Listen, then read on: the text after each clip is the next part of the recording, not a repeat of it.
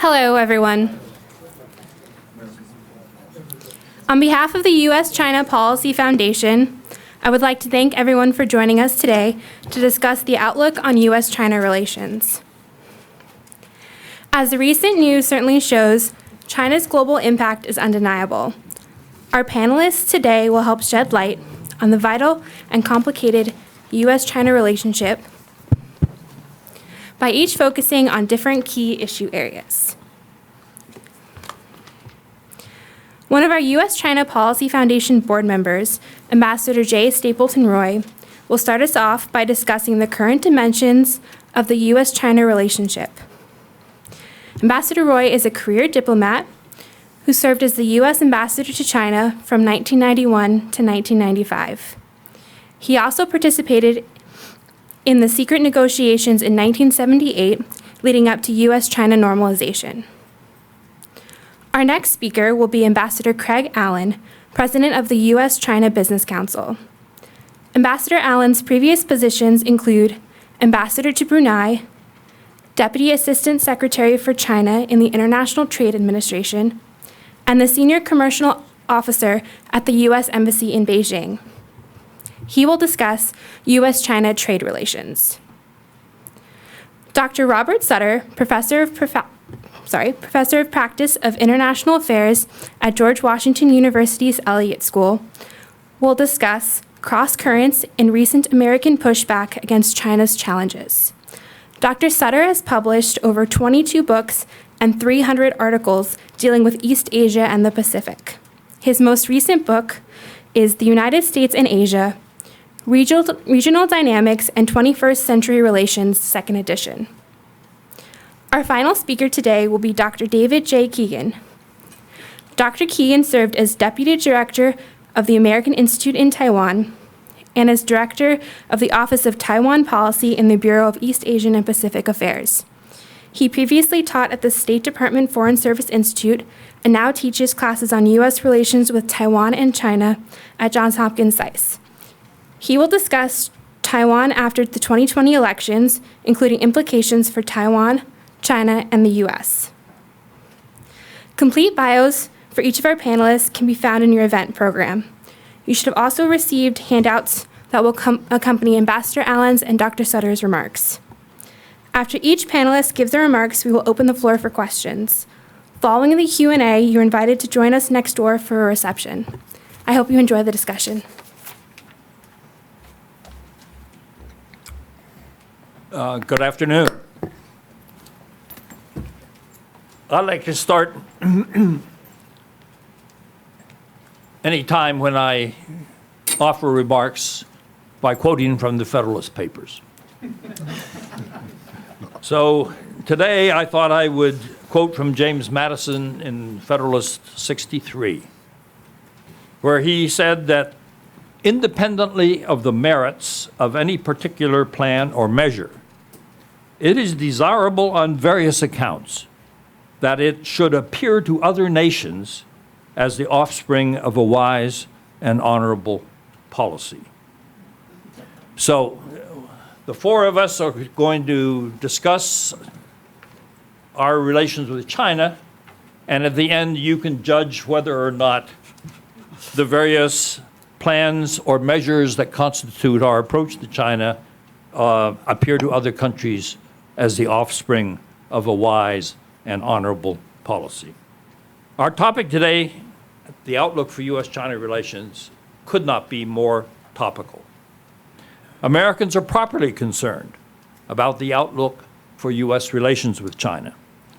The signing of the first phase trade agreement with China in January of this year laid the groundwork for avoiding an even worse trade crisis with China during the remainder of this year, or at least through the U.S. presidential elections in November, if the agreement holds.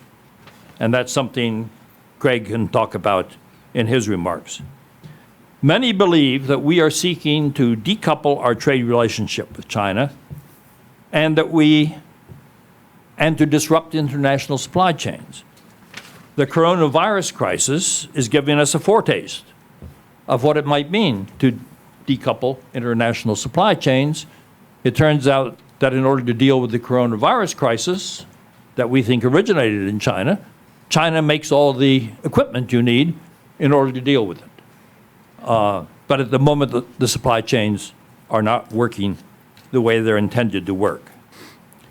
Attitudes in Congress toward China are reflected in the passage by both houses of Congress of the Asia Reassurance Initiative Act of 2018 to support what it called a long-term strategic vision and a comprehensive, multifaceted, and principled United States policy for the Indo-Pacific region.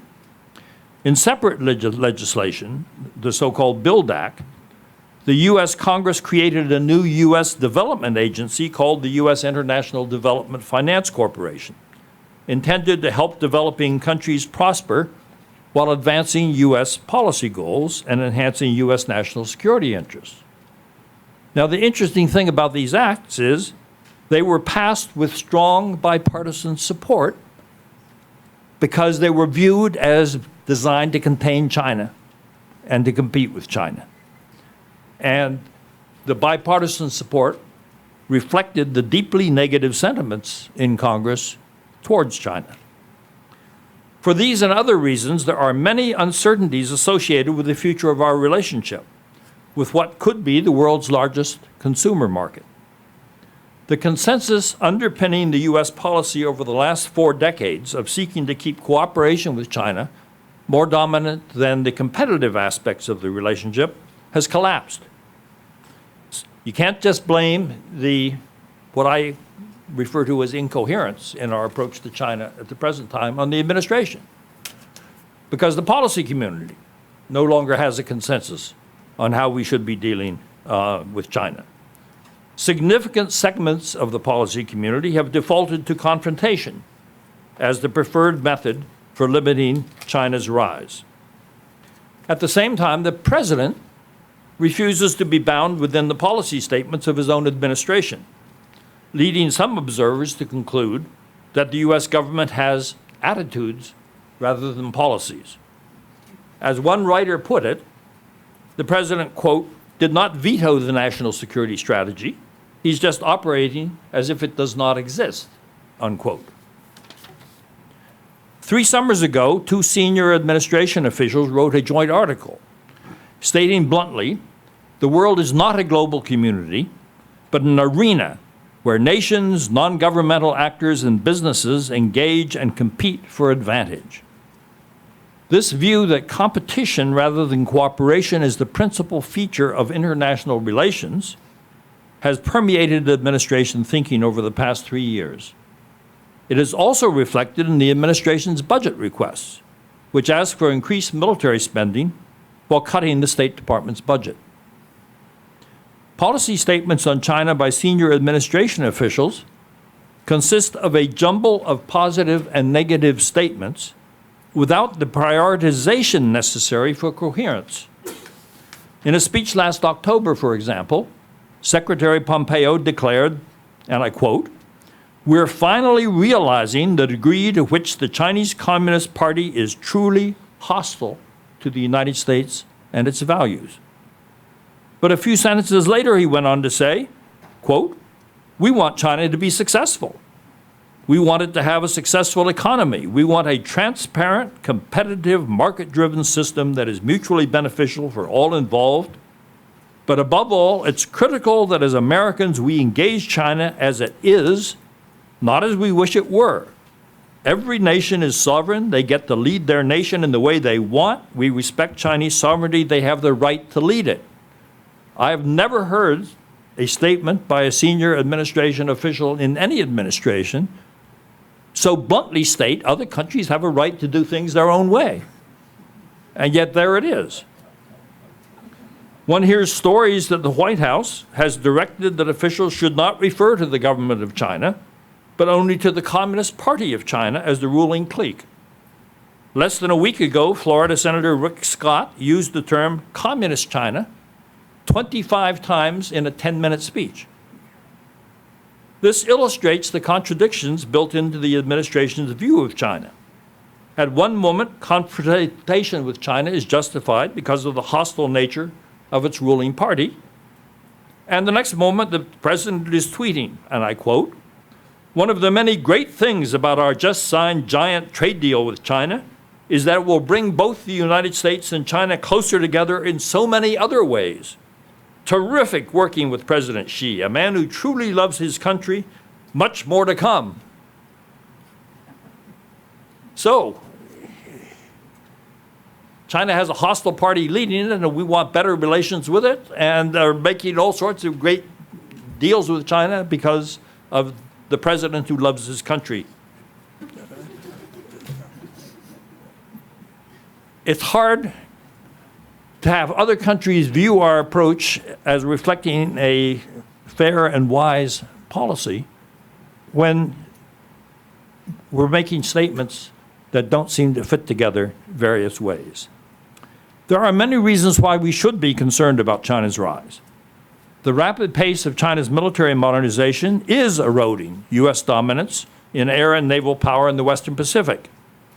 If Beijing continues on this course, without compensatory actions by the United States, this will undermine the credibility of U.S. regional defense alliances.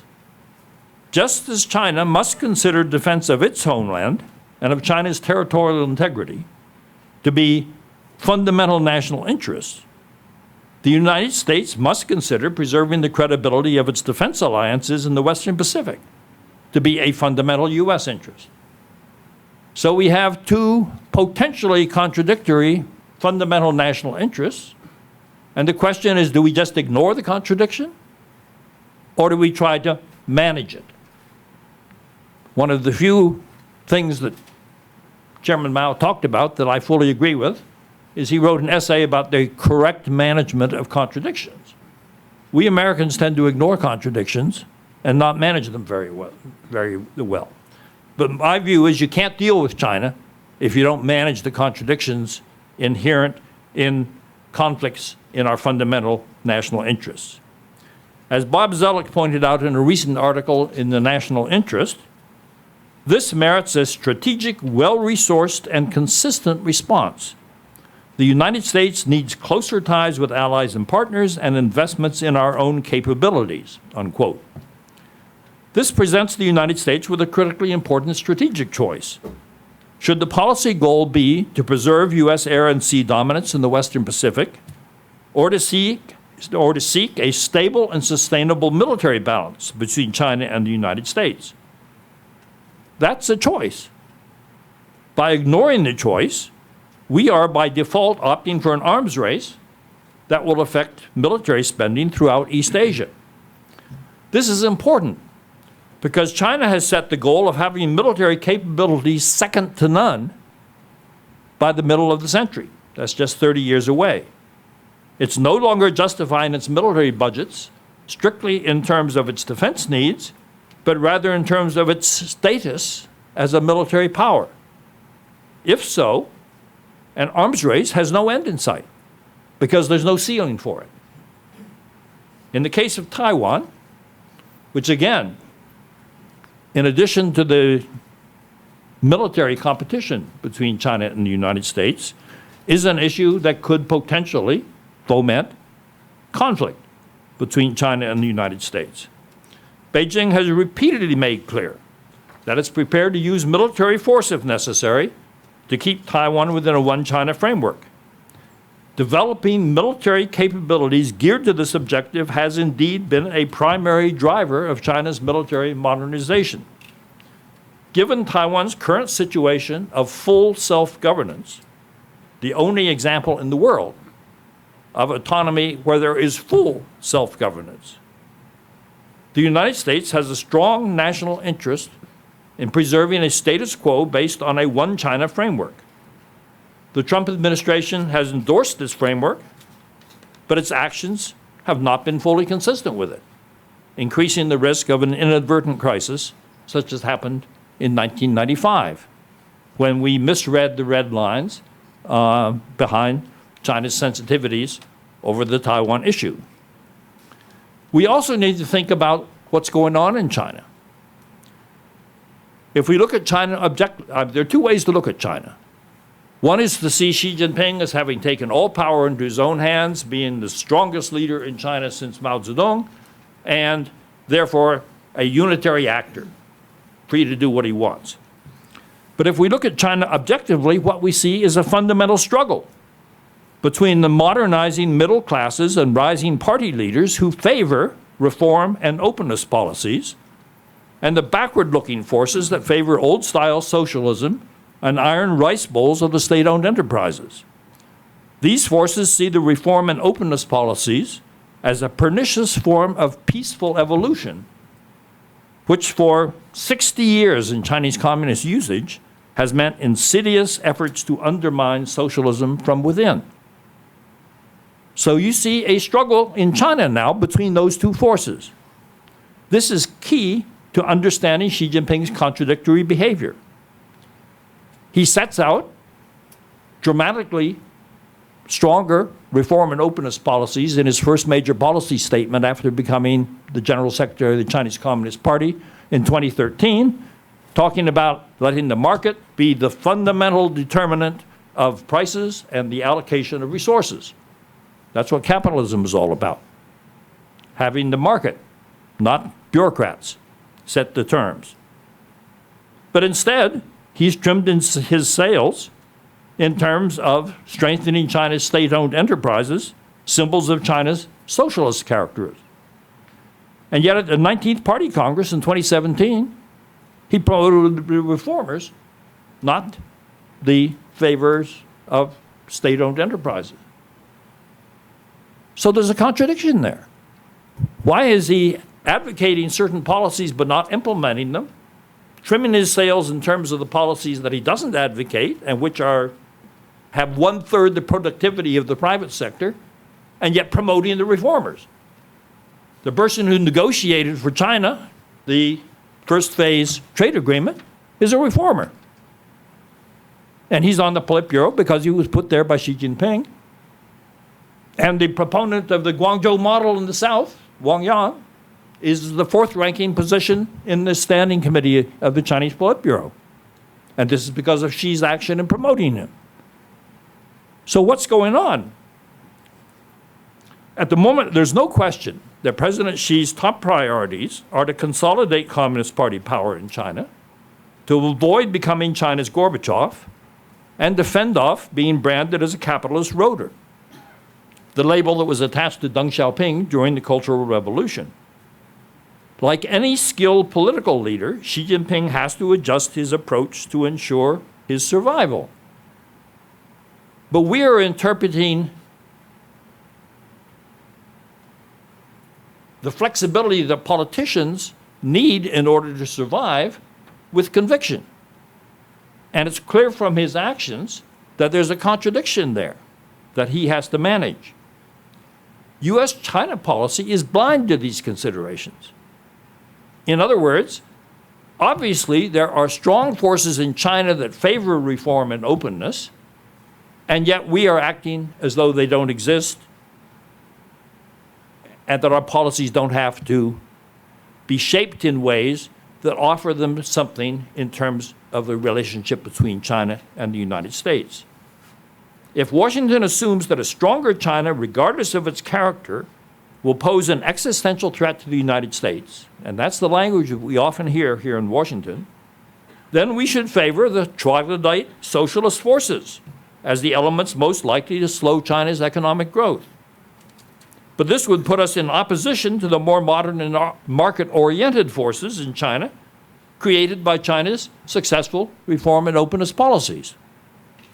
Implicit in this approach is the assumption that U.S. diplomacy is incapable of advancing U.S. interests by working with a more modern and outward-looking China, many of whose leaders want their country to be a responsible stakeholder in the international system, not to pursue policies of hegemony and military aggrandizement.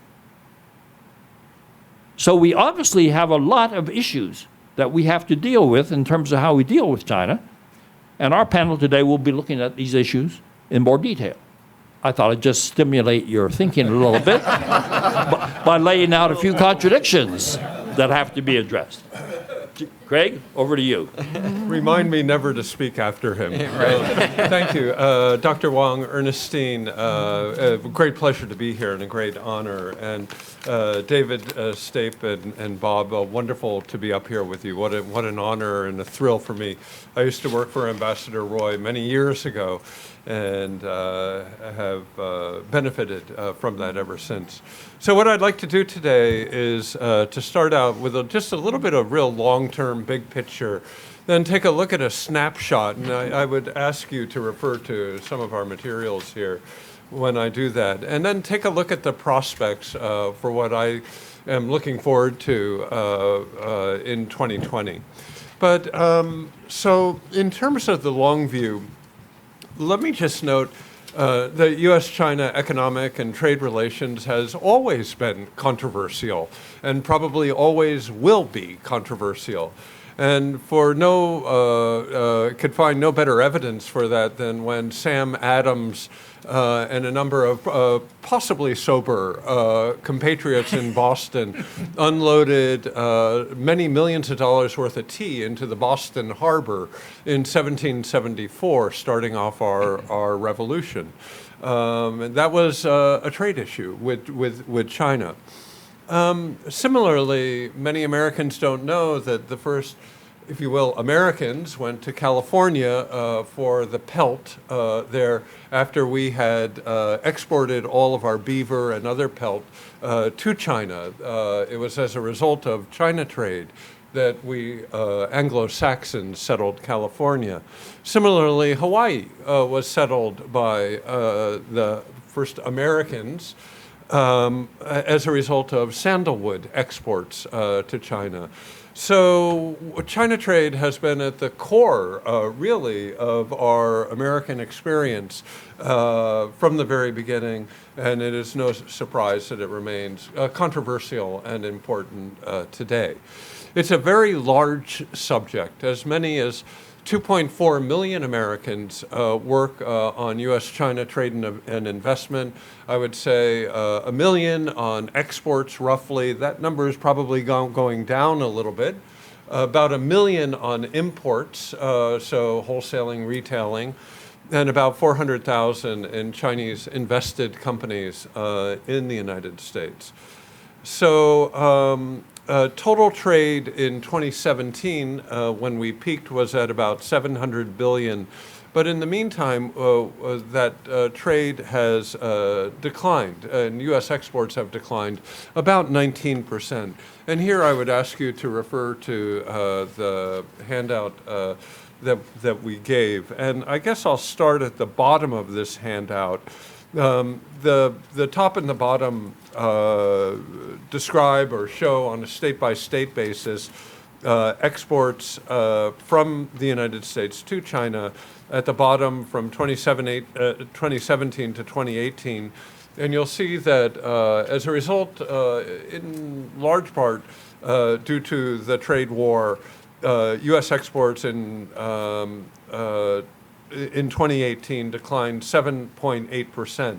Referring to the middle, you'll see the middle graph on the left-hand side, you'll see that China's total imports in that year increased 13%. Thus, the margin between the decline in American exports and the increase in China's overall imports was about 20%. Last year was also, 2019, at the top of the page, was also a bad year. U.S. exports declined again another 11.3%. Last year, referring to the middle graph, total Chinese imports declined slightly. But I would note that decline in total Chinese imports last year was mostly predicated on low commodity prices and particularly oil and gas prices. And thus, Chinese imports of manufactured goods from Europe and Japan rose about 15%. So our decline last year also was quite pronounced relative to our competitors in Europe and Japan in the manufactured goods area. So it's no surprise to anyone here, I think, that the major declines on a state-by-state basis were really in the South and in the Midwest. And the Midwest declines that we see are largely agricultural, but also manufacturing. So Iowa exports to China, for example, declined by 50% in 2018 and continued to decline in 2019. And the numbers here, while you might need a microscope, are available for your inspection. We will do a press release on 2019 figures next week, so this is a sneak peek, if you will, to those numbers. I would say that the Midwest, the industrial Midwest, was also impacted greatly by the industrial tariffs. Most people will know that the tariffs have been focused on industrial intermediates, spare parts, supplies, and machinery. And that has hit the manufacturing Midwest disproportionately hard. So the pain of the trade war is not evenly distributed.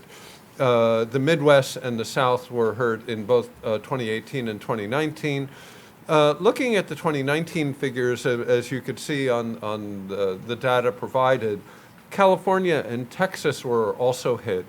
And I think that this is largely as a result of the tariffs, but also, particularly with regard to California, but also Texas, have been impacted by expanded use of export controls, and particularly putting the use of putting a good number of Chinese companies on the entities list, and thus slowing down exports of semiconductors in particular, but also other products. So that would be a preliminary explanation of this data anyway. So let me say a couple words about phase one. I think that 80% of our members have said that they welcome phase one and that it's a positive step.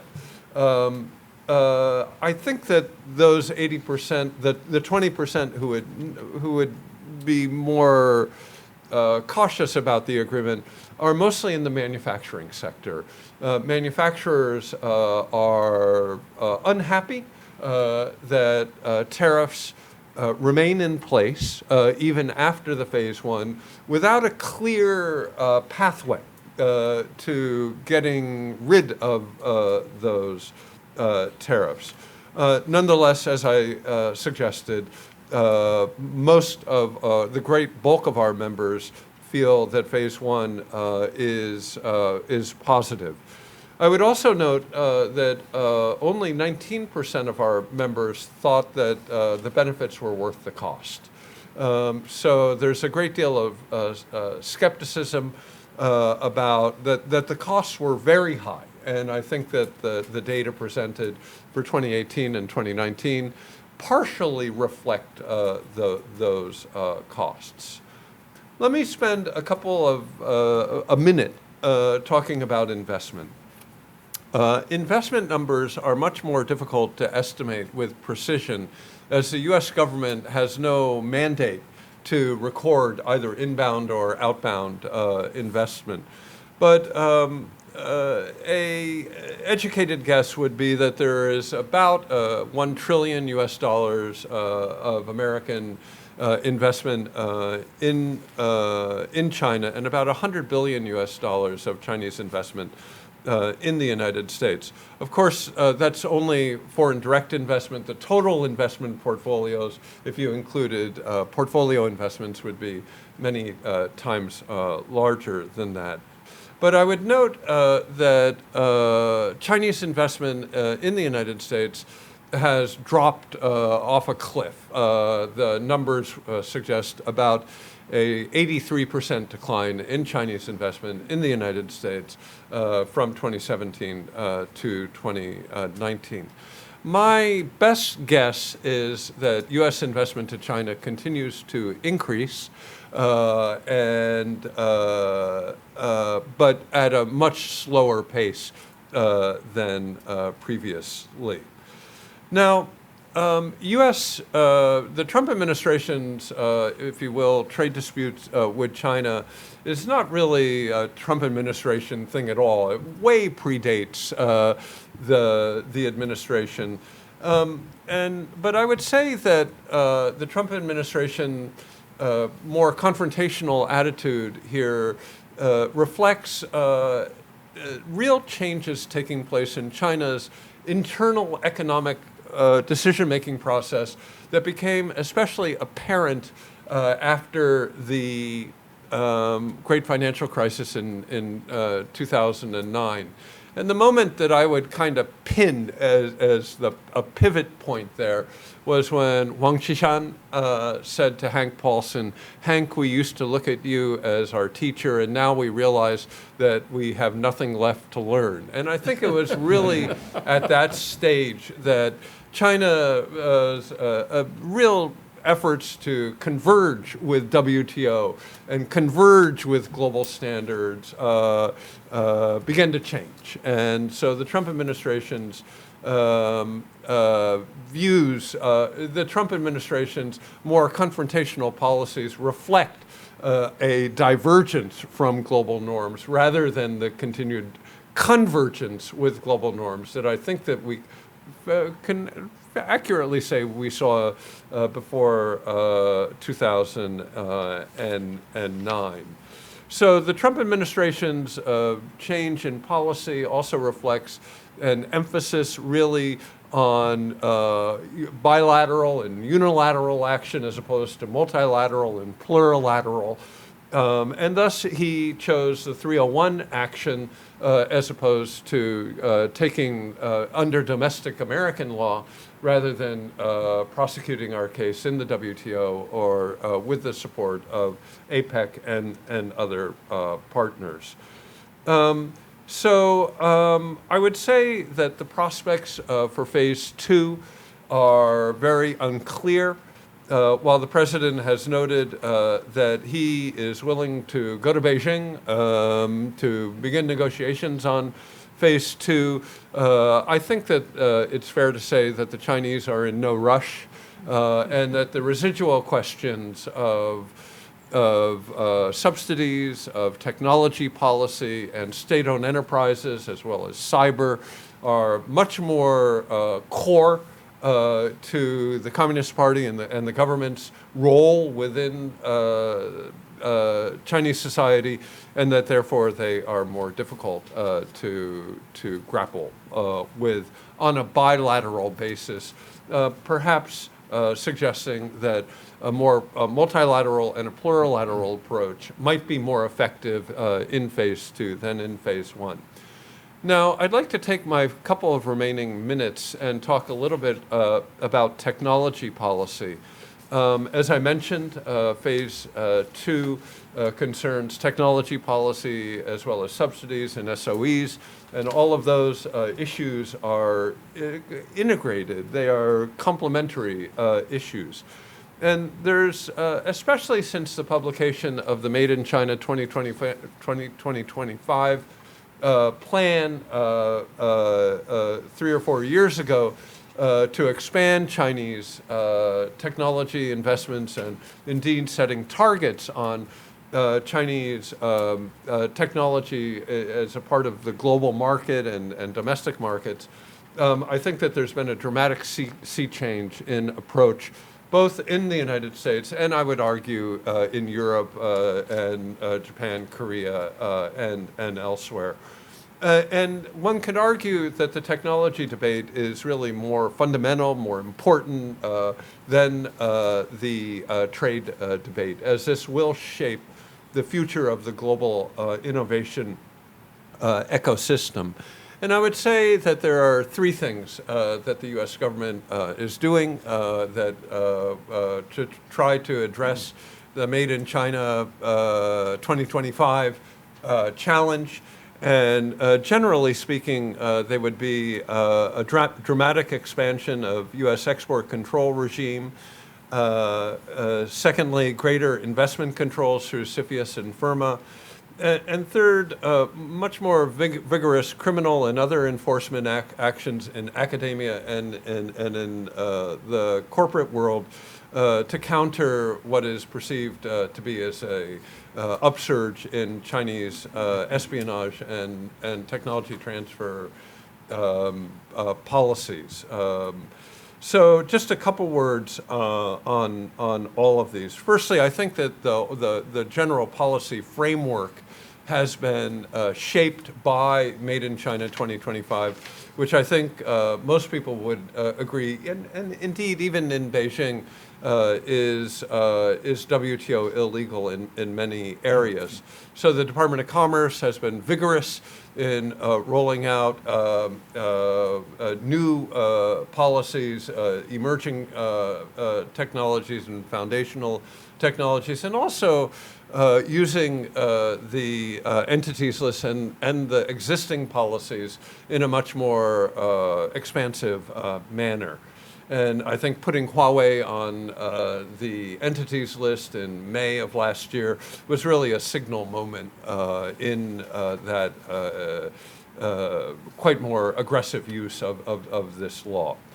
On CFIUS, I would have to say that there has equally been an expansion and a clarification of the law to expanded to include geographic location, controls over data concerning American citizen, controls over all types of investment vehicles, and a lot more clarity within the law. But this has been at the cost of investment.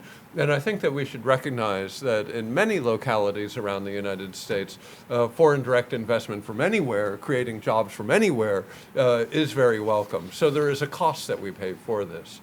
I won't, it's really beyond my area. I think Bob might touch on this, but I think it's part and parcel of the Made in China 2025, and that is increased FBI concerns over, if you will, unauthorized or extra legal acquisition or unethical practices to acquire technology.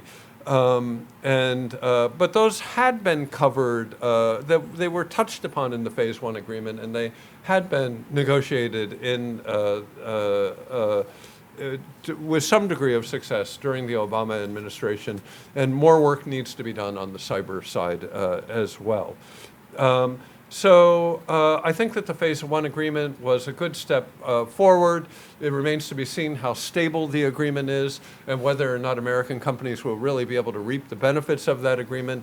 And we are hopeful that robust negotiations will begin over Phase 2. But I think given the election process, that the current tariffs currently in place will probably remain in place for some time. And that Phase 2 can't come soon enough. So with that, let me turn it over to Bob. Thank you. Well, thanks very much. It's a great pleasure for me to be here on this very knowledgeable panel, and I always learn a lot in these kinds of sessions, and I'm very grateful to be part of this effort. I'm going to look at this from the point of view of a U.S. policy analyst, trying to understand what's happening. I've been trying to track it, the development of a change in policy, the hardening of U.S. policy, and to understand the motivations of the various actors. I think this is very important because what I see, and particularly watching Congress over the years, I've had a lot of experience with Congress, watching the Congress come together in this way and other developments, as I'll try to lay out, suggest to me that we are really in the midst of a major transition in our relationship with China.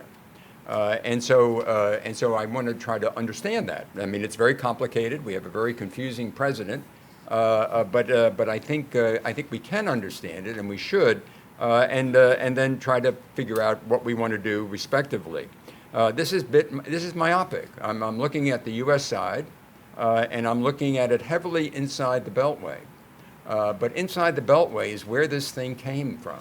It didn't come from other places. It started here in this city. And so I'm trying to explain that, and so I'll do it. That's my plan. My plan is to first just make a look at the outline that I passed out. First, just give a few comments about what happened in 2018, general points there, and then to look at the cross currents. Because the basic trend is a hardening that takes place in 2018, remarkable hardening. And then we have these cross currents that have emerged in 2019, which make the situation, it hasn't gotten a lot easier, but it hasn't gotten a lot worse either. And so we had this trade deal and things like that. So I want to give a sense of that and then just give some guess as to where we might be going in this kind of situation. Because I do think the hardening forces remain quite strong.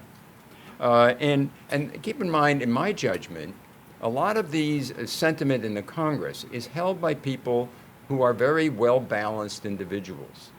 They're not radical, they're not crazy, they're quite remarkable. And the epitome is my senator, Mark Warner. Mark Warner is a GW alum. He's the vice chair of the Senate Intelligence Committee. He's been there for 5 years. He made his money in high tech. He was very pro-China when he was governor of Virginia. He is very worried about the technology issue that that Craig just talked about.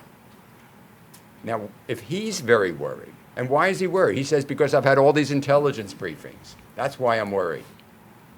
So I pay attention to people like him. And so that's what I'm trying to understand. So I'm just going to convey a little bit, not that I represent Mark Warner, I don't, but the point is, this is an important development, it seems to me. So in 2017, we had Mr. Trump in power for a year. He didn't do bad things to China in 2017, except for North Korea. He had a lovely visit there. Everything went great, right? And then in late 2017, we have this national security strategy, which is really an unbelievable thing at the time. So I think, this is a Washington perspective, I was very surprised at this. I thought this was extraordinary. It was so extraordinary that the media hardly paid any attention to it. You know? And yet this is the thinking of the administration. Not Mr. Trump, but this is their thinking. This is what they've been doing. It's very well organized, very coherent. I mean, it's very integrated. And the DOD followed on. They like this a lot. And so this seemed to be the direction they were taking. But then there was all these cross currents because the administration, Mr. Trump, is full of cross currents. And then the administration couldn't agree on economic issues. And so there's a lot of backing and forthing. And where did the coherence come from? It came from Congress.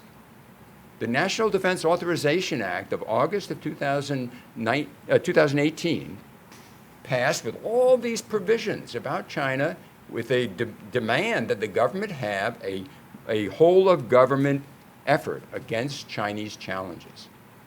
This was Congress. There's a bipartisan group that we're talking about here.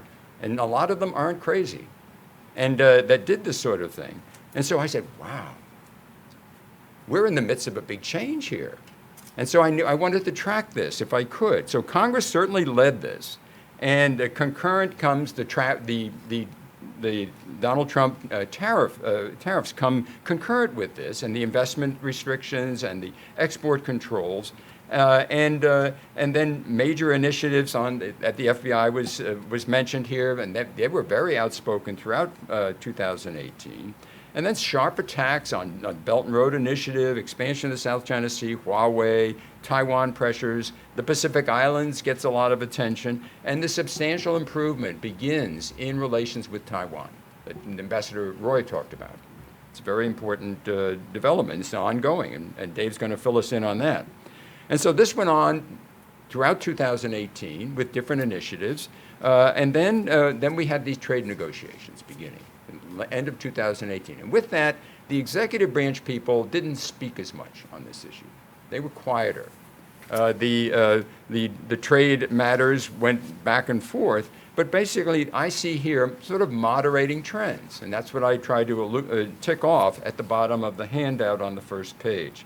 Mr. Trump remains ambivalent, usually more positive toward China than administration strategy.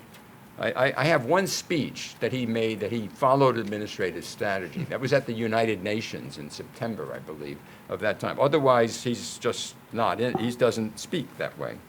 The administration leaders were less vocal in, given the, I thought it related to the trade negotiations. They didn't want to foul it up, I guess. I don't know, but they were quieter anyway. And Congress remained very critical of China's policy on various issues. Hong Kong got a lot of attention. The crackdown in Xinjiang got a lot of attention. But the legislative impact was very different in 2019 in that it was scattered. It really didn't have a direct approach like they did that turned out in the Defense Authorization Act of 2018. So 2019, if you look at the bill for 2019, look at the law, they have a lot of China provisions, but they're all over the place, and they really don't come together in any sort of powerful message. And then you have another very moderating trend, a significant trend, is public opinion. What I found, my view of this hardening, it takes place first here in the city, and then it gradually spreads to the media. At first, for a year, the media really doesn't get it. And then they understand what's at stake. And what's at stake here, there's lots of issues. But let me just say two things about this. I think the two new issues that emerged in 2018, one is the fear of Chinese infiltration and influence operations in places like the United States. The second one is more important, though. And the second one relates to the high technology issue. And this is the thing that the logic of it goes like this. If the Chinese dominate high technology, they will dominate the economy of the future. If they dominate the high technology, they will dominate the technology that the Defense Department needs to keep the best military in the world. Thus, if China dominates high technology, they will dominate the United States.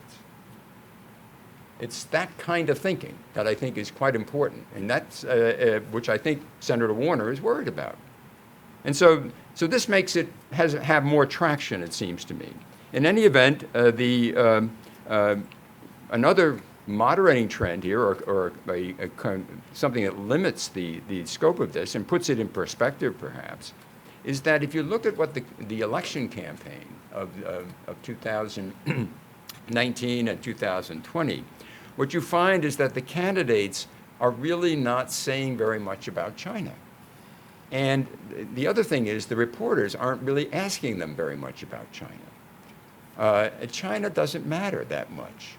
And so if you look at, if you go through the YouTubes of all these interviews and so forth, as I have done up until the last month or so, what you see is that China question will come in an hour-long interview. It will come at minute 52. You know, it's just not up there. It's not that important. And what are they saying? Well, now we've narrowed the field, but I have maybe this is of historical interest of what these candidates said, but it's emblematic of the field. Mr. Biden said, basically, the U.S. can handle China. You know, we're stronger than they are. It's not a big deal. I mean, at first he was very accommodating, but then that's what he said, dealing with China, basically. Mr. Bloomberg, obviously, he's pretty quiet about China because he has these very close economic ties with China. And then Mr. Sanders, his trade policy could be a problem for China, but he was asked in one interview in middle of last year, he said, is China an existential threat? He said, no, it isn't. Not an I don't think it's an existential threat. And he went on about the economics issues, and the basic problem, he said, is with our trade policy and with big business. It's not with China, as far as he was concerned. I think Elizabeth Warren is similar in her approach in this. And then Buttigieg he said, yes, China is a real danger, and he understood the technology issue was important. But he said, we shouldn't confront China. We need to cooperate with China, and we need them on climate change and other issues. And then Senator Klobuchar, she also felt we needed a strategy with our allies to work with China, and because they're doing bad things. But she had an approach that when she's president, she would, in the first 100 days, she would do 100 things. and only one related to China. And that was number 72.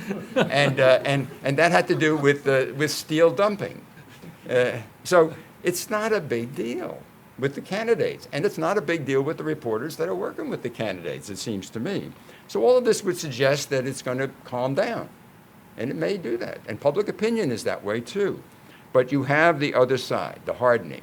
So once the trade deal was signed, the Justice Department came out there again. They were very big in November of 2018. They came right back with the Attorney General making tough speeches and the FBI Director doing his thing, very tough on all sorts of issues with China. Secretary Pompeo, just round the clock, toughness toward China. And the bipartisan congressional support for this kind of effort. Senator Warner supported the pressures on Huawei, for example.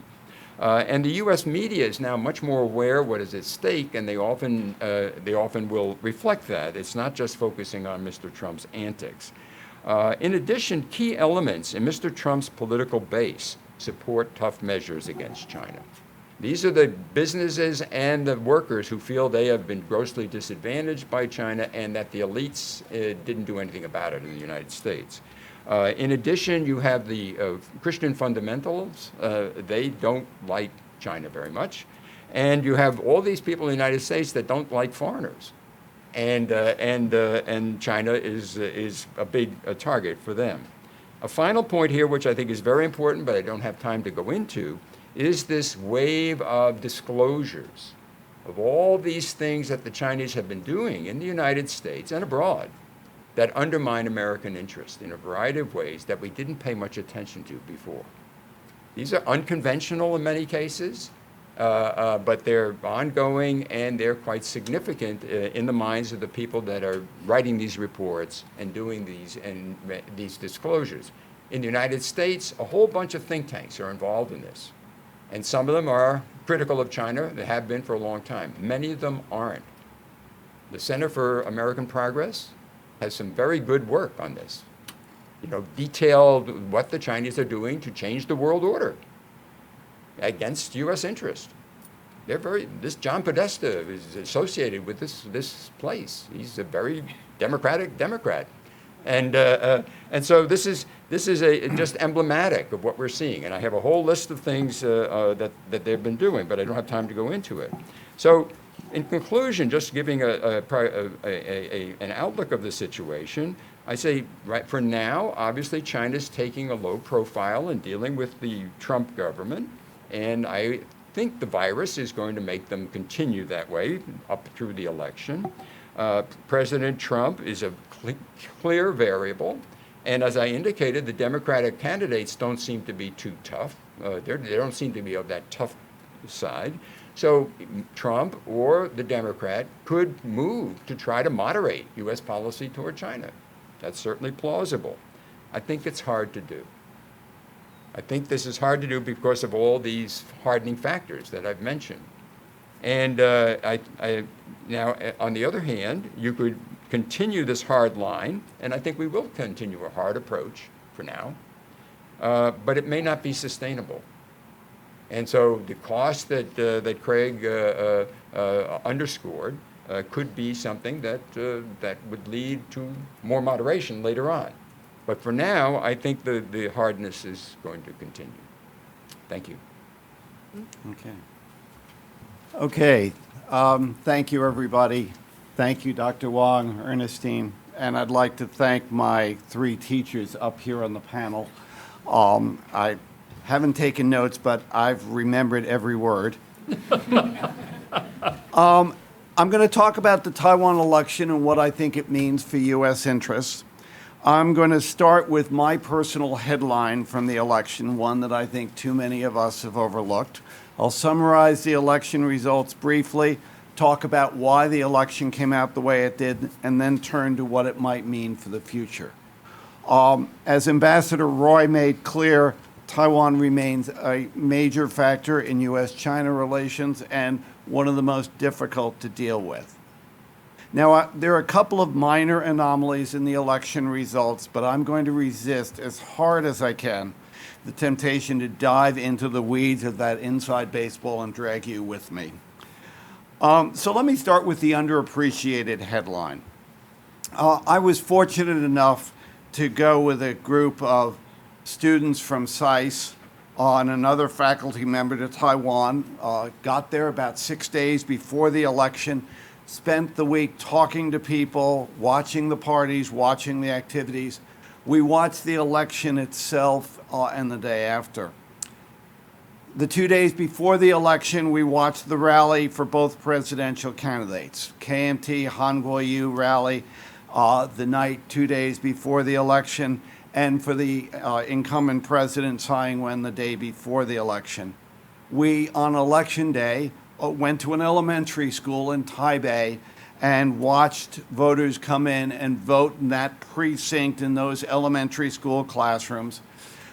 At 4 p.m., the classroom polling stations closed, and about 15 minutes later, they reopened. The volunteers who were working there opened the doors and allowed members of the public to come in and watch as they almost ceremoniously held up one ballot after another and looked at the result and called it out, calling out the name of the candidate who'd received each vote.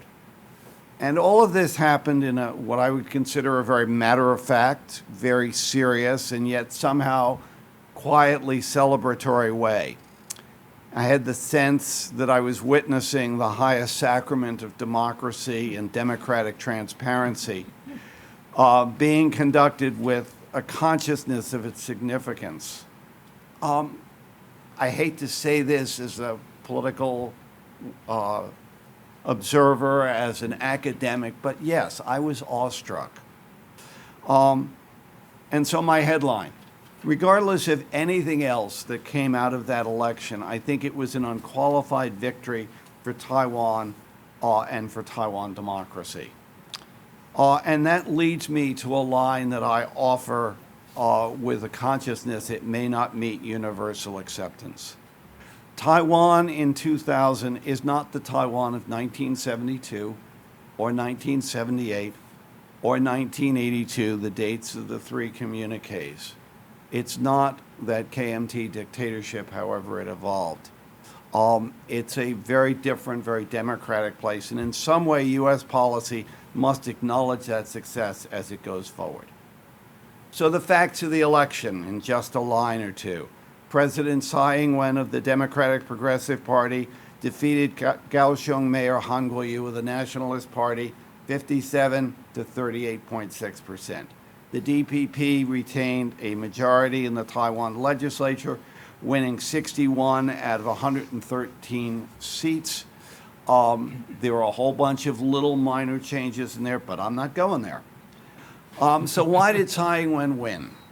She won a resounding re-election just after a year after she led her DPP party to a devastating defeat in the November 2018 local elections. And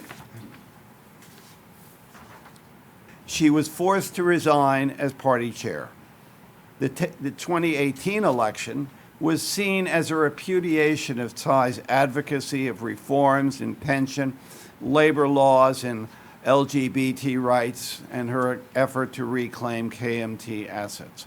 All of that, in a sense, was a referendum on her first 3 years as president, and it was, to put it mildly, a harsh response.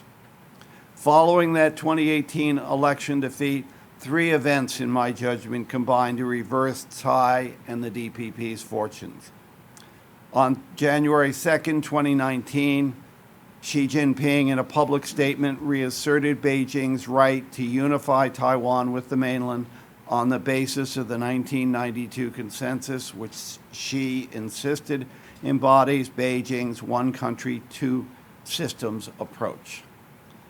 He had to do that because it was the 40th anniversary of the original letter to the Taiwan compatriots. It was a required statement, but nonetheless, it was a statement that led to a sharp reaction from Taiwan. Within hours, Tsai Ing-wen responded, rejecting Xi's call for reunification, insisting Taiwan was separate from China, and that it could not accept the imposition of one country, two systems. Next, in January of last year, Tsai wins the primary for her party, the DPP, and Lai Ching-te, who had previously been her premier, lost the primary and turned around and committed to support the DPP and Tsai's candidacy. In November, Tsai Ing-wen therefore selected Lai as her vice presidential running mate. The DPP, as a result, was unified going into the election campaign. In June, the youth in Hong Kong began a series of increasingly vehement protests against the proposed extradition law, which many feared could allow Hong Kong's government to send critics of China to China for punishment. These protests morphed into a far broader protest against Chinese rule and one country, two systems in Hong Kong.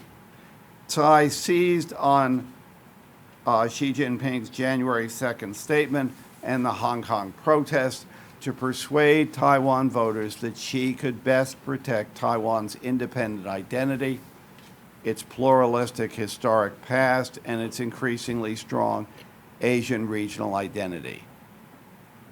Tsai called on Taiwan voters to reject Beijing's one country, two systems model, and she warned that China's suppression of Hong Kong proved that China could not be trusted to treat Taiwan fairly. She won because Taiwan voters, especially urban and younger voters, came out to support her, not because of her record as president necessarily, but because of their fear that Taiwan's future was at risk. And I would add, Taiwan's economy did well enough that it was not something that hurt Tsai, and her support for LGBT rights, gay marriage, and other reforms attracted younger voters. So the election became fundamentally about Taiwan's identity rather than Tsai's first term in office. Tsai's opponent, Han Kuo-yu, won the KMT Nationalist Party primary as a populist upstart, but somehow never managed to gain any populist traction in the general election campaign. His problems began almost from the start when it became clear that he did not have wide support within the KMT leadership. Han's position on cross-strait issues and relations was murky. It was perceived as being pro-mainland and out of touch with the Taiwan people's general distrust of the mainland. Han was regarded as ill-informed and untrustworthy by a significant portion of the electorate, especially younger voters. Han Kuo-yu had even lost Kaohsiung, where he had won a surprising mayoral victory by a large margin only 14 months earlier, November 2018. And when he won that election as a KMT candidate in the DPP Deep Green Heartland, that was considered a shockwave, the Han wave as it came to be called. But he quickly lost his advantage because he broke a promise to stay in Kaohsiung as mayor, and because he really didn't seem interested in working as mayor. Han and the nationalist KMT party never found a way to build on the victories of 2018 or their claim to be the party best able to govern.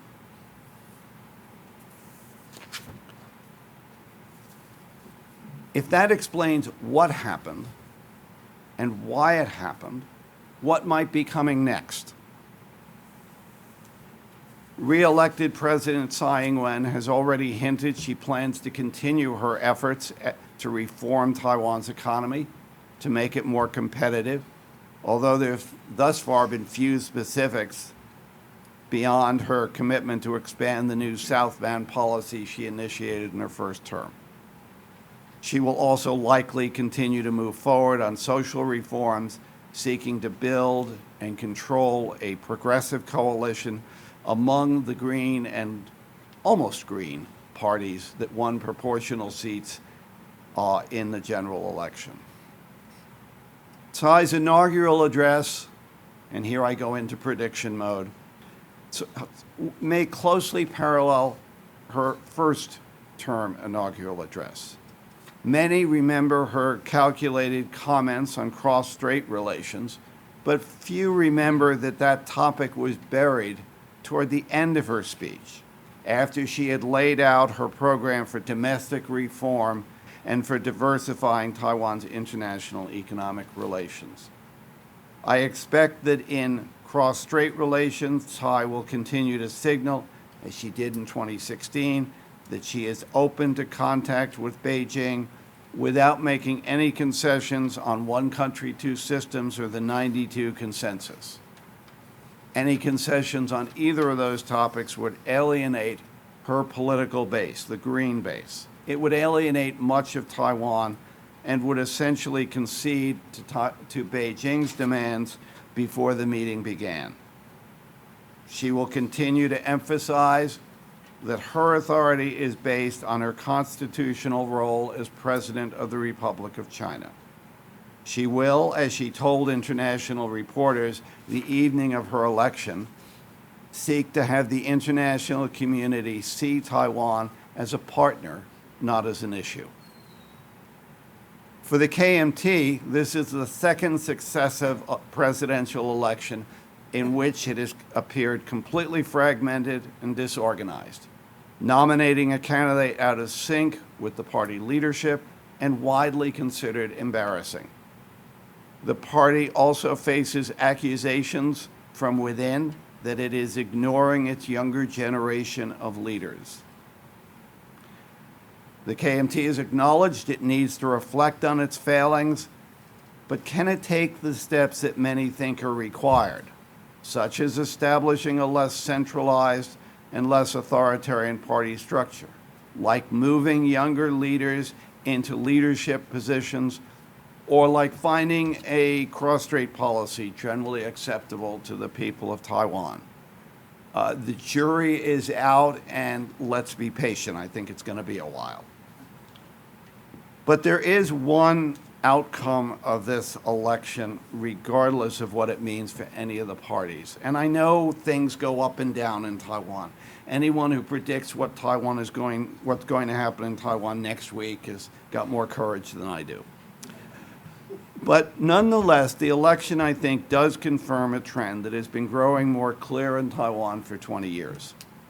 Taiwan sees itself as a place that is Chinese, but it is not China, especially not if the increasingly authoritative, intrusive government of mainland China insists that it is the best and final exemplar of China.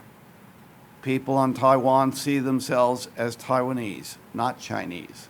And they want to live in a place, in a system that reflects the Taiwanese status quo.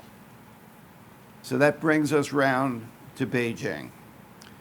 Beijing will almost certainly reflect Tsai's approach, insisting on its one country, two systems Taiwan formula. It will continue to increase diplomatic pressure and possibly economic pressure on Taiwan. China may insist that countries that recognize the PRC close representative offices from Taiwan. It may limit the activities of Taiwan companies or of international companies wanting to do business both in the PRC and in Taiwan. Beijing will also continue to strengthen PLA capabilities to take coercive actions against Taiwan and to threaten U.S. forces if they seek to intervene. Beijing will seek to delegitimize Tsai's DPP government and to undermine the possibility that her vice president, Lai Ching-te, might succeed Tsai, hoping that the KMT will revive and support peaceful reunification, ignoring what seems to be the obvious reality that taking such a position would doom the KMT. It is clear from everything we are seeing that Beijing's position on cross-strait relations and Taipei's position differ sharply and are continuing to differ more and more. For the United States, I believe this means that Taiwan will be a source of growing tension with China, especially when it's combined with what's going on in Hong Kong. Washington will continue to find Tsai Ing-wen a reliable partner, and the KMT will continue to perceive that Washington is taking sides in Taiwan politics. The U.S. will continue working to strengthen Taiwan's self-defense.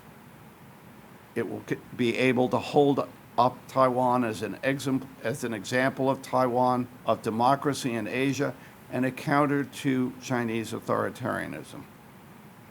The U.S., it appears, is moving inevitably from a posture that we used to call strategic ambiguity or dual deterrence to a protective advocacy of Taiwan. We have already seen that in the way the United States handled President Tsai's 2 recent travels through the United States, which the U.S. government calls transits, and I used to write the press guidance where we called it transits, but these are about as high profile as it seems to me trips to the United States can be without official meetings.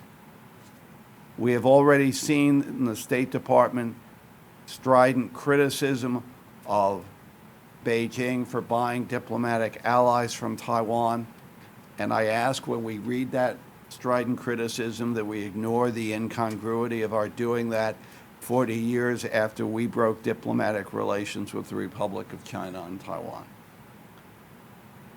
And finally, all of this is happening while U.S.-China relations are very different from what they have been at times in the past. My 3 colleagues up here have laid out all of the tensions and have laid out, I think, quite clearly the risks that those tensions will increase significantly.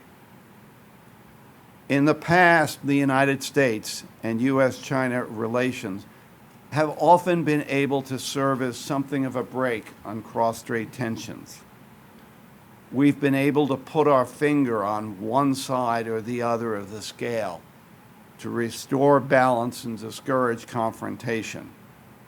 Now the United States-China relationship is itself so tense that it is increasing cross-strait tensions at a time when all sides may need to find a way back from the brink. Thank you. I hope you all have a very clear sense now of the outlook for U.S.-China relations.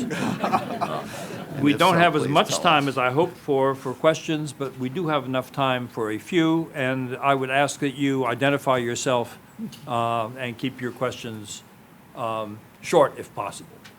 I'll start right here.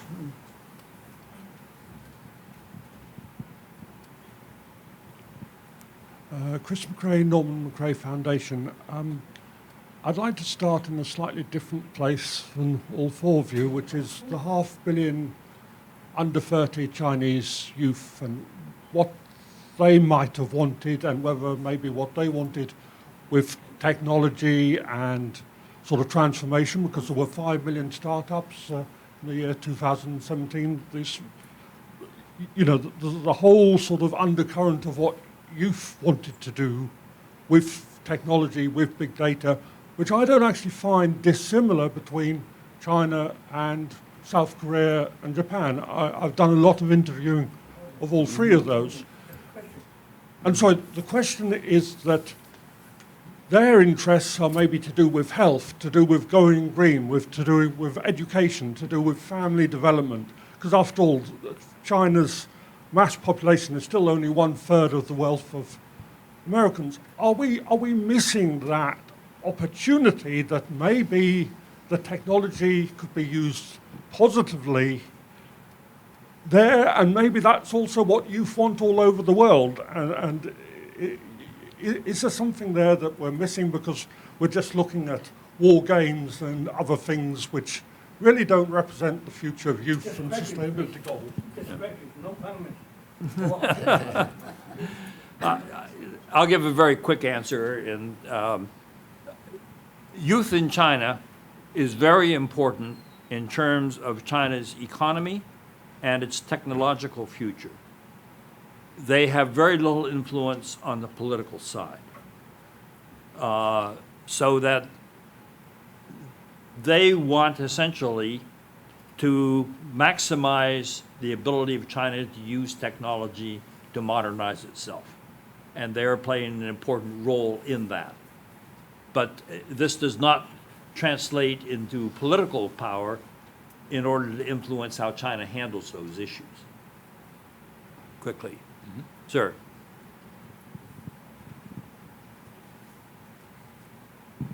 Bill Jones from Executive Intelligence Review. I'd like to ask a question about the effect of the coronavirus on U.S.-China relations, because it's my opinion that the United States government is behind the 8 ball in reacting on this. And I fear it's going to become very, very serious, largely because the United States health care system is not in such great shape as it has been in the past. And therefore, we're going to be facing a very difficult situation. I was at a doctor today, a new doctor I never met. He said, we don't shake hands anymore because of coronavirus. More of this is going to happen. And as you mentioned, as one of the speakers mentioned, the supply chain for pharmaceuticals and medical equipment things goes back to China. Now, some of the neocons are saying, well, we have to build our new supply chain so that we have our own products, but that's not going to happen very quickly. So if we do get into trouble, then our relationship with China becomes an entirely new ballgame. And as President Trump mentioned, surprisingly, to me at any rate, I've heard a lot of his comments, but he said that Sir, I will have to cut you off because there are other questions here. He said coronavirus can bring the countries together. And it seems to me that this is also a possibility. Whatever the case may be, that relationship is going to become much, much different. The answer to your question is, and my colleagues can enter in if they wish, but just very briefly, it's an area where we could cooperate with China and where we could end up in a confrontational posture toward China. It seems clear to me that the cooperative approach is the right way to try to handle the problem. We're going to have a problem in the United States. China clearly has a problem in dealing with the virus. Confrontational approach does not help the interests of either side. So I would hope that we use the cooperative approach. I would say that one of the challenges is that under the Phase 1 agreement, we have very clear targets for increasing U.S. exports to China over in 2020 and 2021. Those targets were very aggressive to begin with. And in an economy that is hit by the coronavirus, it will become yet more difficult. That calls into question some parts of the agreement, and the political response to that is unclear at this time. Let's go to the side. Anything? Sir?